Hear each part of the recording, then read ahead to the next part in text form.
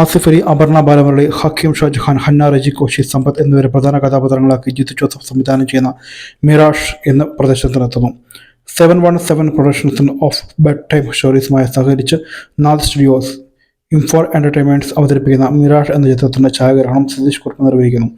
Mukesh R Mehta, Jathi M Sathi, C Sarathi എന്നിവരാണ് ചിത്രം നിർമ്മിക്കുന്നത്. അപർണ ആർത്തലക്കാട് എഴുതിയ കഥയ്ക്ക് ശ്രീനിവാസ് അംബ്രോൾ, ജിത്തു ജോസഫ് എന്നിവർ ചേർന്ന് തിരക്കഥ സംഭാഷണം എഴുതുന്നു.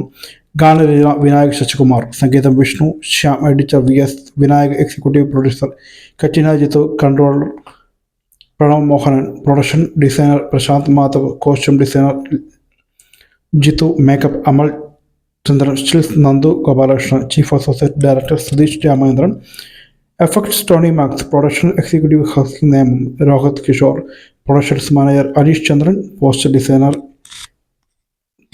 എലോട്ടൂസ്, PRO ദിനേശ്.